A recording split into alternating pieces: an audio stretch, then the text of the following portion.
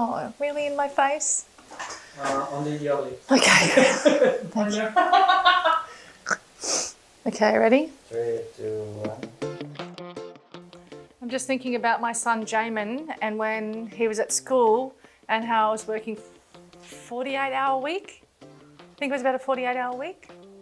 And I was remembering like, oh man, like, there's just no way I could have even contemplated a cleanse or a detox or having time out. Like weekends I had one day off on the weekend and it was just like this crash kind of feeling, right? But I remember when he fell in love with miso soup and when he fell in love with the miso broth and all these things, right?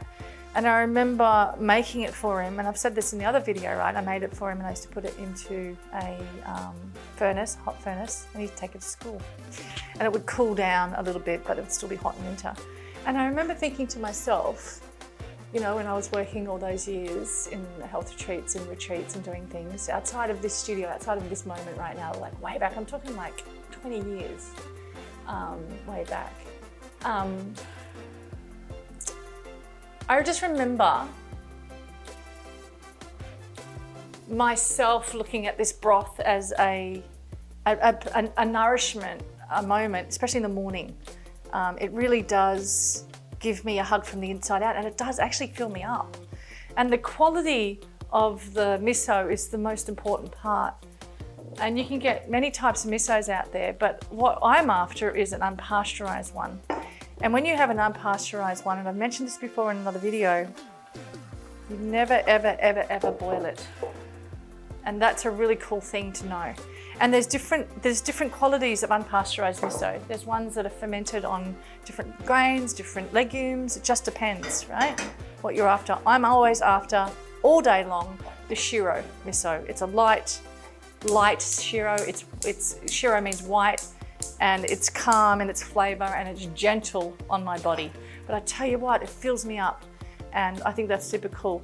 This recipe is like God's gift that came down to all these amazing women that are rushing around the countryside and not being able to nourish themselves, which was me back then, and not being able to understand how to fit me in first. And my belief system is where we go wrong. I can speak for myself. Where I go wrong with food is I overthink it. Do you know what I mean? And I think that's one of the biggest things and the highlights of my career is just leaving it alone and more feeling how I feel after I eat it instead of trying to pick on all the actual, you know, scientific research, nutritional information in the food. I'm actually not interested. And it's given me a level of calmness over the years to let go of that. And I truly believe that cleansing is all about not just the food. It is about letting go of patterns and belief and stories. And what I realized when I'm doing this is I can never, ever let go of shit. But what I can do is I can prioritize my thinking in the moment. So instead of coming some bullshit spiritual bypassing around it, I can go, that really makes me feel really, really upset and sad.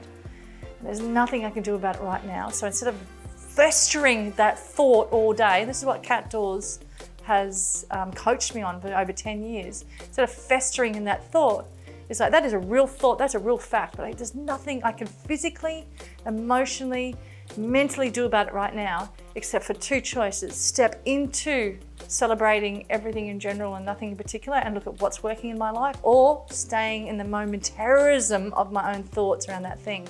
And that to me is what's gonna help you cleanse more and more internally by letting go of crap like that. And it's really interesting. And that letting go has given me a lot more physical appearance, like it's given me a lot more, you know, like I'm more solid in who I am, and I know that trauma is there, and I know that fact is there. I'm not going to spiritual bypass and be some hippie joy positive all the time. I'm not going to do that. But what I am going to do is look at what's working instead of having that saturating my entire day. And this is what this particular soup's all about. This broth is all about, actually, is about letting go and putting that into little Jamin's, you know, fast when he was a little boy, going to school, going to the Steiner School on the Gold Coast. and loving it, you know, and then now me being a part of this, that it's given me an opportunity to nourish myself when instead of picking on something, packet or something, I'm going for this instead, and it's helped me a lot over the years. And as I'm getting older, it's even helped me more. This has not boiled. Have a look in here.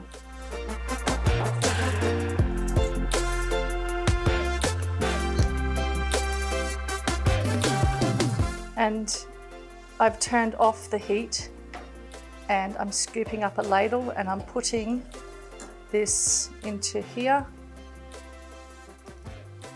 like that. It's 1 tablespoon to start with, and then I'm just going to dissolve it into here. It makes it so much easier.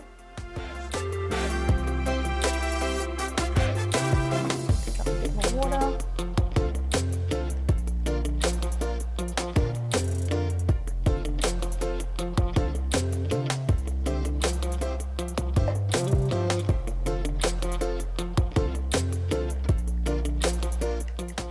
This miso is super cold.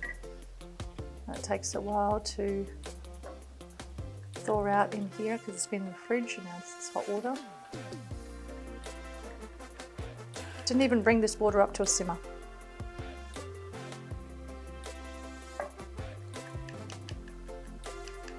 Now I've done 1 tablespoon, give it a little stir, and now it's time to taste it. Tasting it will give me an opportunity how much more miso I want. And if it's like, nah, doesn't taste like anything, this is crap, or oh my god, this is amazing, that's where I'm going to find my palate. So let's see what 1 tablespoon does. I wish you were in here with me so we can taste it together, but this is what we're looking for. We're looking for that, oh wow, this is amazing, not that, It's my culinary advice. Oh, that's delicious. That's enough, Cynthia, I think. Do I want any more? Nope, that's it. That's it. This goes back. Always store your miso in the fridge in a nice tight container. If it's in a little plastic container, it's fine. Make sure you store it properly. So the miso is in an already existing container. If you're taking that bit off, make sure you put that bit back on with its lid. Okay? So what I do when I buy my miso, I store it into another container. Glass lip container, glass clip container. So it holds it lasts for months and months and months. It's amazing. Incredible product. And so I'm thinking of myself, you know, waking up in the morning, I've got to get things done, kids off to school, whatever it might be. I've got to get myself on the train or the bus or in a car. This in a hot thermos bottle, oh, it's going to save your life.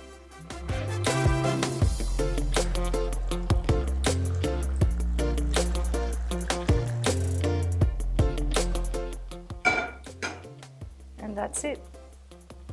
My mouth's watering thinking about this. And I'm not going to gulp it down to fill myself up, because Cynthia, you're good at that. Take it easy, Cynthia, you're intense. Sometimes I just like inhale things and I just forget about what's going on down here, and then later I pay for it.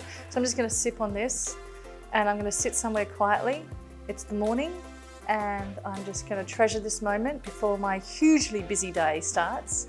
And I know that if I go from this moment till lunchtime, and if I get hungry, I know I can quickly whip up another cup of this. This is the ultimate cleanse. It's such a connection with nature, oh my goodness.